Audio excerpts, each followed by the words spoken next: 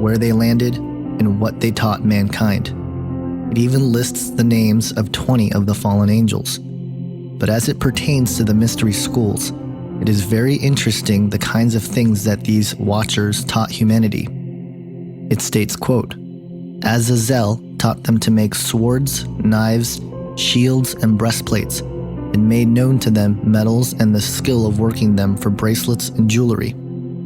Azazel also taught the use of antimony for coloring the eyelids, along with all types of precious stones and dye formulas. From this arose great disobedience. They were led astray, they committed immorality, they became corrupt in all their ways. Semyaza taught cursing and root cutting. Armeros, curse lifting. Barakoyel taught star signs. Kokabel, star patterns. Ezekiel, cloud lore. Arakiel, land signs. Shamziel, sun signs. And Sariel, moon pathways. End quote. According to the Book of Enoch, this is the origin of the mystery schools. The fallen angels taught mankind weapon making and warfare, applying makeup and jewelry, introduced mankind to psychedelic drugs, vampirism, enchantments, and cursings, as well as astrology. It is quite remarkable to see how much of what these watchers taught not only relate to the ancient mystery religions, but are common everyday things of the world we live in today. We even see the watchers teach mankind the art of abortion. Quote, the fifth was Kasdea. This is he who showed the Yaladim A'am all the evil strikings of unclean Rakim and demonic entities. He showed them the dashing of the embryo in the womb so that it would die. End quote.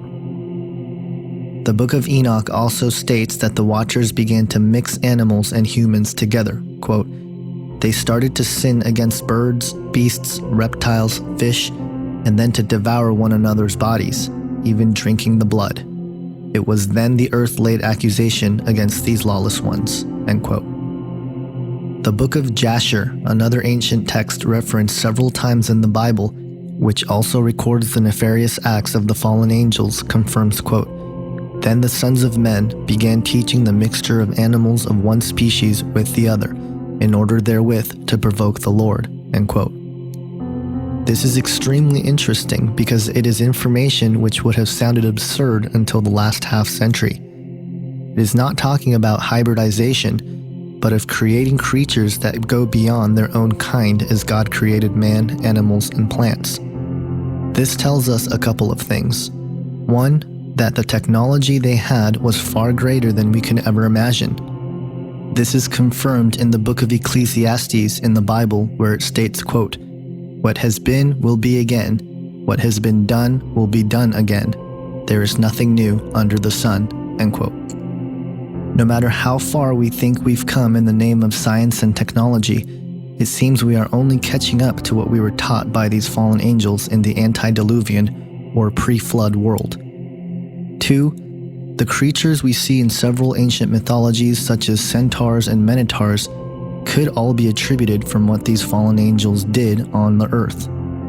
Steve Quayle, in his book Genesis 6 Giants, summarizes this idea, stating, quote, the collective memories in the form of myths, fables, and fairy tales from various cultures and ages of mankind are overwhelming evidence that the Nephilim existed. End quote. I believe that the antediluvian world of fallen angels, hybrids, warfare, Nephilim, astrology, advanced technology, and false spirituality is Atlantis. As theosophists and esoteric authors of the last century wrote how they believe the mystery schools began in Atlantis, I believe that the antediluvian world and the teachings of these fallen angels are the same thing. This makes sense to what the elite and secret societies are trying to do to forge a new world order today. Not only are they trying to rediscover Atlantis, but in doing so, they are merely attempting to fulfill the ancient hope which has been at work since the days of Adam and Eve, the earthly rule of the Antichrist. The truth certainly seems stranger than fiction.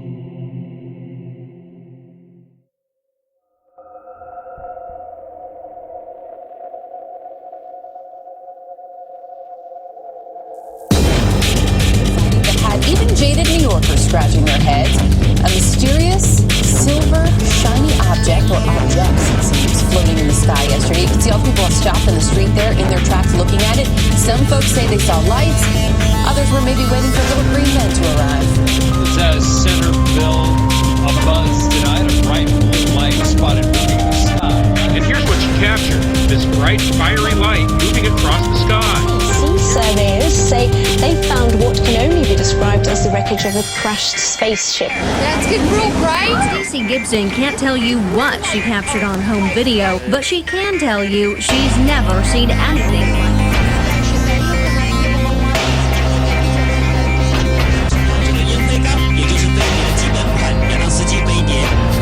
You got to see it for yourself. These residents saw the lights hovering in the sky about Monday night. A North Canton couple is trying to figure out what it was that they saw in the sky over their home just a few days ago. Mysterious, unexplained, orange-colored objects. Karen, they tell us that they saw lights, but those lights were not from an airplane or a helicopter, and these lights dropped something as they hung low over the sky. Mike was in the Air Force and says the lights hovering in the sky were unlike any he had seen. Um objeto luminoso foi visto no céu pelos moradores e espantados ligaram para a polícia.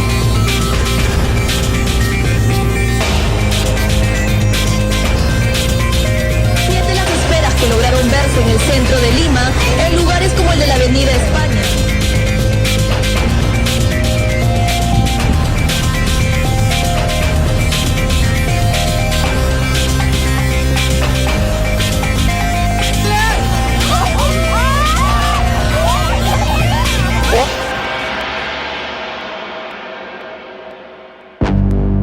Maybe it's a comet. Could be. It could be. Maybe these are our last moments. It could be. Here comes another one. What? What?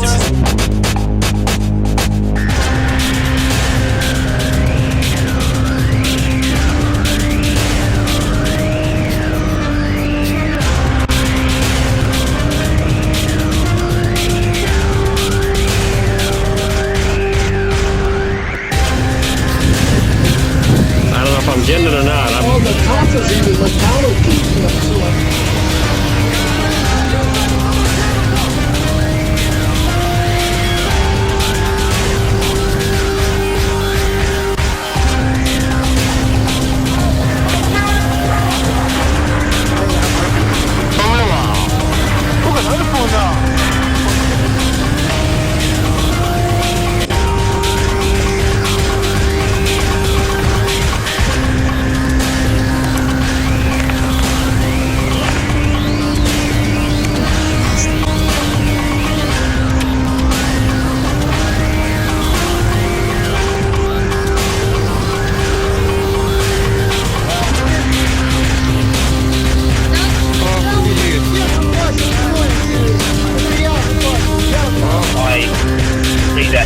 Every single night, and I've never seen anything in the sky at that same location or at the same height.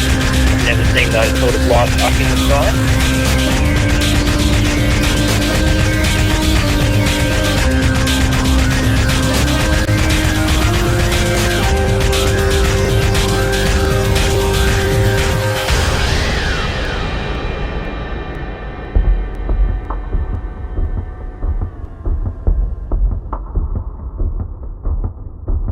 One of the main topics of interest the New Age movement has harnessed through the infiltrating of the Truth movement has been on the topic of UFOs and ETs.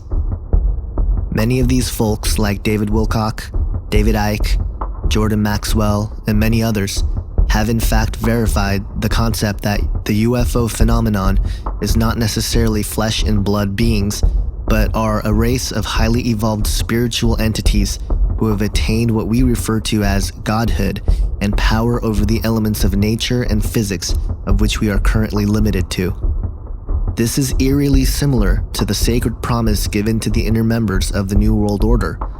It is also the same concept being promoted by transhumanists and the road to attain singularity and human immortality through the use of technology in the field of biology and genetics. I believe that all of these various tentacles are leading to the same place and the same goal.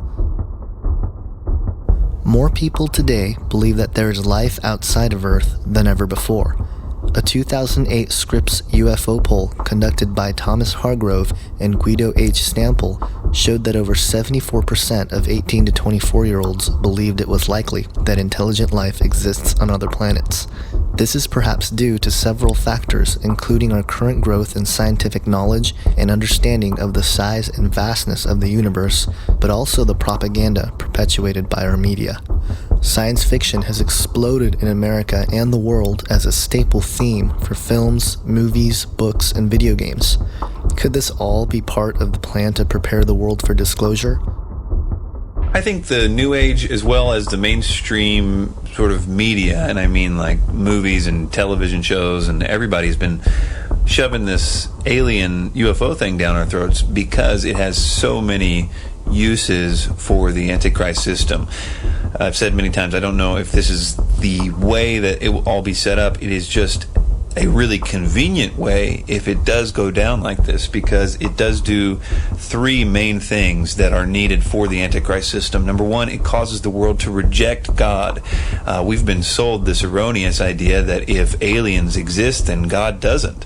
So the headlines the day after would read, God proven wrong or whatever. The whole world would be united in its rejection of God overnight.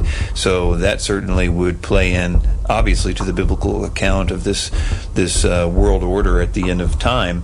Also, we would believe ourselves to be God. This one would take a little bit longer to sink in, but the idea that aliens, in a real sort of evolution kind of way, just evolved, and that it could be sold to us that they were somehow our creators in the sense that they genetically modified us, or they might have some excuse to the origin of life or something to that effect. Ultimately, we would see them as gods in the sense of their perhaps abilities or their technological advancement, and it really depends on this point of how and what they say about us, if they say anything, or if in the discovering of them that it is implied in some way that we ourselves could be like them and therefore like gods. And that really goes into the third part, which is the evolution. I think that this concept of evolution is crucial to so much of what the Antichrist system does, especially the genocide based on belief system that happens in the end time scenario, really requires, as it did in the Third Reich, an idea of evolution. There's a concept that there's certain people that are not fit for the new system, the new evolution. They were sort of helping humanity evolve by the elimination of those that weren't ready for the new age, the new world. Hitler believed in the fifth root race of Blavatsky, but yet I think this new system is going to have a very unique version of evolution. And of course, the appearance of aliens really validates that on a worldwide scale. No longer do you have to, have this sort of underground preaching of theosophy as it was in Hitler's time, but rather the whole world is united in this understanding or perceived understanding of potential evolution coming. After all, the aliens are here. We can be like them. They just simply evolved like we have the potential to do. We can become like them. We can communicate telepathically or whatever, as long as we are willing to take that next step. And there's this great precipice that we're now at this ability to move to this next level, but it's all going to be in the context of God has just recently been disproven, but yet there will be people on earth that can't quite go with the new system because they're stuck in the old paradigm of God does exist and the Bible was accurate and these aliens are a deception. Those people will be presented as enemy number one and will be viewed as the thing that's holding us back from the potential evolution.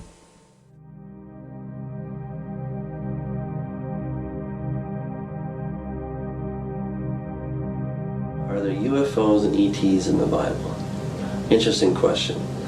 We got to define our terms a little bit, I think, right? So, in as far as there were sons of God coming down, there were demons coming down, then yes, there are aliens, because the demons of yesterday are today's aliens. That's really the bottom line. There are not aliens from some distant galaxy or from the Pleiades system or anything like that. They are very much from here. They're demonic, and